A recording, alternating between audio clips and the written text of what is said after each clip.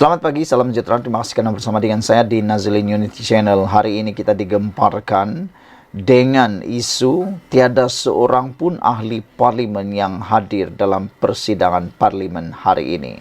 Wah, ini memang paling panas. Ini memang bukan calang-calang. Tak pernah berlaku di mana-mana dan khususnya di Malaysia. Tak pernah berlaku seorang pun ahli parlimen tak hadir bagi blok pembangkang. Apa sudah jadi dengan mereka? Kemana mereka pergi? Tak jalankan tugas ponteng dengan tanda petik ponteng ini. Apa yang mereka buat? Sedangkan tugas utama mereka dipilih, diundi oleh rakyat ialah mengikuti dan hadir dalam Dewan Rakyat di Parlimen. Itu tugasan hakiki mereka. Mereka dibayar gaji untuk hadir dalam Dewan Rakyat di Parlimen, mewakili suara rakyat yang telah mengundi mereka di kawasan mereka, dan pastinya untuk menentukan dasar dan undang-undang negara.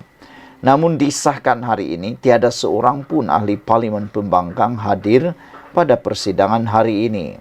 Sebahagian besar ahli parlimen pembangkang dilaporkan berada di Istana Kehakiman Putrajaya hari ini.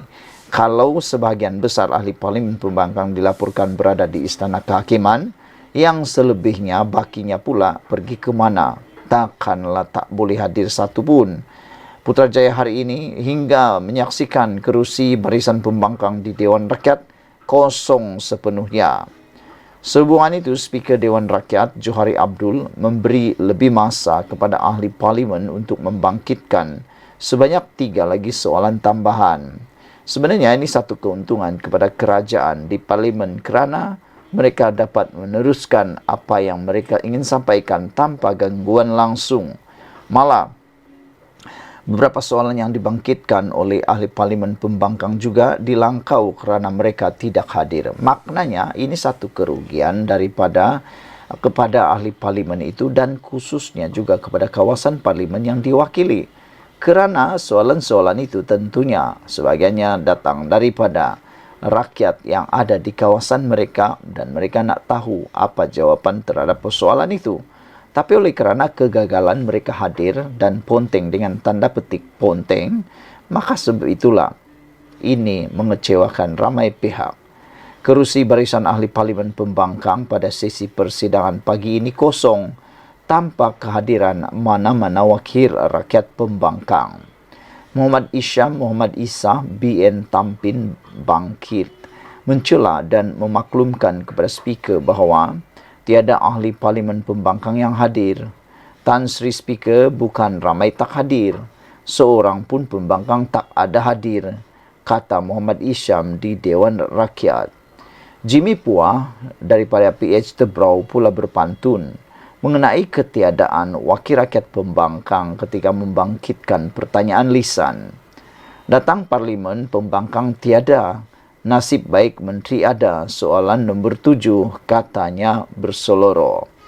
Disebabkan ketiadaan ahli parlimen pembangkang, Johari membenarkan 3 pertanyaan tambahan dikemukakan kepada menteri atau timbalan menteri pada sesi pertanyaan lisan. Saya tidak nampak ahli parlimen Tanah Merah di dalam Dewan Rakyat, kata Johari yang turut mengalih soalan kepada pertanyaan lain.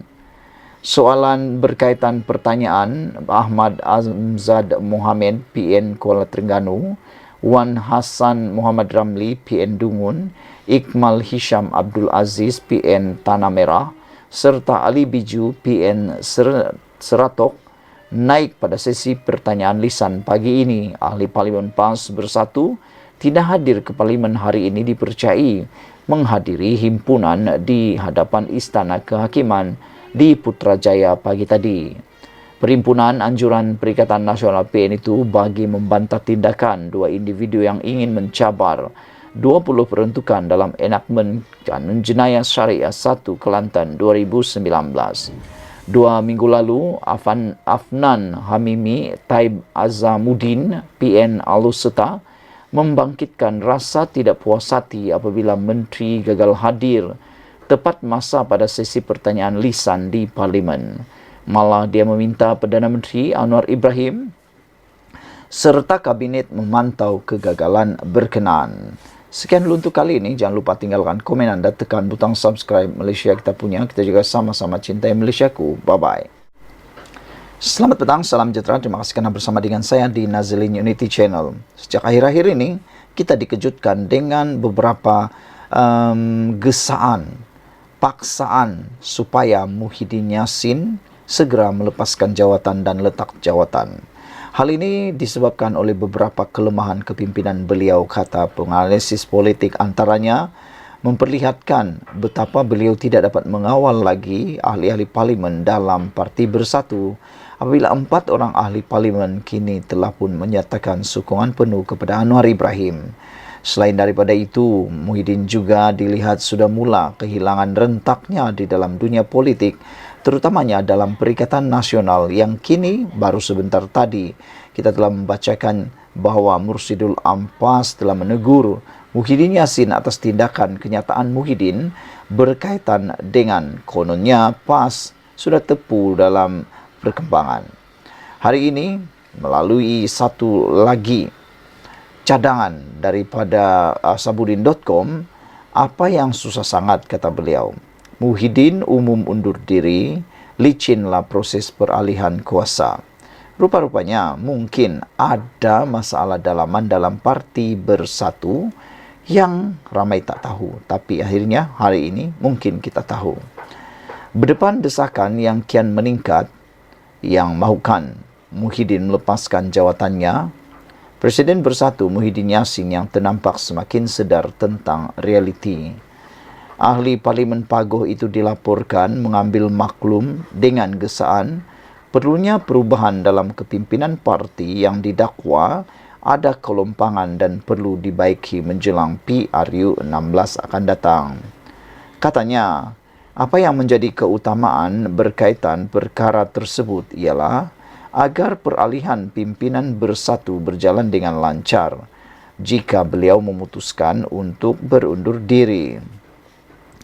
Bagaimanapun Muhyiddin dalam masa yang sama belum dapat mengesahkan sama ada ingin berundur atau masih mahu mempertahankan jawatannya dalam pemilihan akan datang ini. Saya masih mempertimbangkan sama ada mempertahankan kedudukan atau sebaliknya pada pemilihan parti yang dijadualkan tahun depan, katanya, sebagaimana diinterview oleh sebuah portal berita. Ini yang payah. Sekejap mengatakan sedar tentang gesaan perubahan dan adanya kelompangan dalam parti yang perlu kepada peralihan kepimpinan yang lancar, tetapi di waktu yang sama belum memutuskan pula sama ada ingin mempertahankan jawatan lagi atau tidak. Jika Muhyiddin benar-benar sedar tentang perlunya perubahan dan mahu peralihan kepimpinan berjalan lancar, keputusan tidak lagi mempertahankan jawatannya perlu segera dimuktamadkan. Peralihan kepimpinan dalam Bersatu tidak mungkin berjalan dengan lancar selagi Muhyiddin masih belum ada keputusan sama ada ingin mempertahankan jawatannya atau tidak. Hanya jika beliau mengumumkan berundur diri dan tidak lagi mempertahankan jawatannya saja akan menjadikan proses peralihan boleh berjalan dengan lancar. Dengan kedudukan Muhyiddin sudah tepu kerana pernah menduduki kerusi Perdana Menteri sebelum ini, selain ada kes mahkamah serta isu menantu yang melarikan diri, ini adalah asas paling kukuh perlunya beliau mengundurkan diri. Jika Muhyiddin terus memimpin Bersatu, gabungan PN tiada harapan lagi di mata rakyat kerana era kegagalannya sebagai Perdana Menteri sebelum ini akan terus menjadi igauan ngeri kepada para pengundi. Untuk menggantikan tempatnya, tiada pemimpin lain yang lebih lagak dan sesuai untuk mengambil alih teraju kepimpinan Bersatu selain Hamzah Zainuddin. Berjawatan Ketua Pembangkang di Parlimen, Ahli Parlimen Larut dan Setiausaha Agung PN Bersatu ini, beliaulah satu-satunya yang layak untuk mengemudi blok pembangkang menghadapi PRU 16 akan datang. Timbalan Presiden Bersatu sekarang, Ahmad Faizal Azumu, tidak sesuai menggantikan Muhyiddin kerana beliau tidak berkedudukan sebagai ahli parlimen Malah wibawanya pun lebih rendah jika dibandingkan dengan Hamzah Zainuddin. Jadi, jika benar Muhyiddin mahu peralihan jawatan dan bersatu berjalan lancar dan mahu PN ada masa depan yang cerah mendepani PRU 16 akan datang, beliau harus segera mengumumkan persaraannya dan tunjuklah nama Hamzah sebagai bakal penggantinya. Apa yang susah sangat?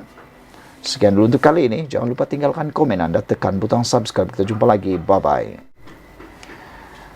Keputusan yang paling menggemparkan seluruh Malaysia hari ini ialah tentang dakwaan terhadap bekas CEO MBI Kedah yang didakwa meminta rasuah 4 juta ringgit dan terima suapan RM1 juta ringgit. Kalau dicampurkan kedua-duanya, jumlahnya ialah 5 juta ringgit. Kadang-kadang saya terfikir juga, uang ini seperti uang yang sangat kecil nilainya bagi mereka. Jumlah berjuta-juta ringgit seakan-akan satu perkara yang biasa. Tapi bagi kita yang biasaan, merhain yang kebanyakan ini, jumlah duit 4 juta ringgit ini, besar kemungkinan ramai antara kita sampai mati pun tak akan dapat. Tapi bagi mereka, itu satu permainan yang hanya disogok-sogok, diterima-terima dan sebagainya. Jadi itu kadang-kadang membuatkan kita sakit kepala memikirkannya dan terpelik-pelik juga. Tapi tak apalah, nanti orang yang banyak duit mungkin akan menerima balasannya. Hari ini diberitakan di SO ni, bekas CEO MBI Kedah didakwa meminta rasuah 4 juta ringgit dan terima suapan 1 juta ringgit. Bekas Ketua Pegawai Eksekutif CEO Perbandaran Menteri Besar MBI Kedah dihadapkan ke Mahkamah Session Alor hari ini bagi berdepan 2 pertuduhan meminta rasuah berjumlah 4 juta ringgit dan menerima suapan sebanyak 1 juta ringgit pertengahan tahun ini. Tertuduh Muhammad Sobri Osman, 63 tahun bagaimanapun, mengaku tidak bersalah terhadap kedua-dua pertuduhan tersebut yang dibacakan jurubahasa di depan Hakim Rohatul Akmar Abdullah. Bagi pertuduhan pertama, tertuduh didakwa meminta suapan berjumlah 4 juta ringgit daripada seorang lelaki warga negara Turki, John Abad P, pada 20 Mei 2023 di Hotel Sentara Hatyai, Thailand. Manakala bagi pertuduhan kedua pula, tertuduh didakwa menerima wang tunai berjumlah 1 juta ringgit secara rasuah dari John melalui seorang wanita iaitu Liana Mamat alias Khalid, 40 tahun. Kesalahan itu didakwa dilakukan pada 29 Mei di tempat letak kereta Wisma Darul Aman dekat Jalan Tunku Bendahara di sini. Mengikut kertas pertuduhan, tindakan meminta dan menerima rasuah itu dibuat sebagai dorongan untuknya membantu syarikat kumpulan perlombongan REE Sendirian Berhad menjalankan usaha sama perlombongan mineral berharga tersebut melalui satu MOU antara MBI Kedah dengan syarikat berkenaan. Pertuduhan dikendalikan 3 timbalan pendakwa Rais Suruhanjaya Pencegahan Rasuah Malaysia SPRM Putrajaya iaitu Farah Yasmin Saleh, Natra Feraha Rahmat serta Muhammad Ashraf Mohamed Tahir, manakala tertuduh diwakili peguam Ibrahim Ismail serta Muhammad Zamri Ibrahim. Kedua-dua pertuduhan dibuat mengikut Seksyen 16A dalam kurungan A Akta SPRM 2009 Akta 694 yang boleh dihukum di bawah Seksyen 24 dalam kurungan 1 Akta sama. Jika sabit kesalahan, tertuduh boleh dipenjara lebih 20 tahun, denda tidak kurang daripada 5 kali ganda nilai suapan atau RM10,000 mengikut mana yang lebih tinggi. Terdahulu, pihak pendakwaan mencadangkan supaya mahkamah menetapkan RM100,000 sebagai kadar jaminan dengan seorang penjamin. Mahkamah juga dicadangkan supaya menetapkan beberapa syarat tambahan, itu tertuduh juga perlu menyerahkan pasport antarabangsa, melapor diri di pejabat SPRM setiap bulan hingga kes selesai serta tidak mengganggu saksi-saksi pendakwaan. Pihak pembelaan yang bangun selepas itu memohon supaya kadar jaminan ditetapkan sebanyak Rp60.000 dengan alasan tertuduh sudah tidak lagi bergelar CEO MBI, manakala istrinya juga tidak bekerja. Selain itu, tertuduh juga didakwa sentiasa memberi kerjasama penuh kepada siasatan dijalankan SPRM Mahkamah bagaimanapun menetapkan kadar jaminan Rp100.000 oleh seorang penjamin dengan syarat tambahan seperti dicadangkan pihak pendakwaan. Tarikh sebutan semula kes ditetapkan pada 22 Januari 2024. Difahamkan tertuduh membayar jaminan ditetapkan itu. Sekian dulu untuk kali ini. Jangan lupa tinggalkan komen anda, tekan butang subscribe. Kita jumpa lagi. Bye-bye.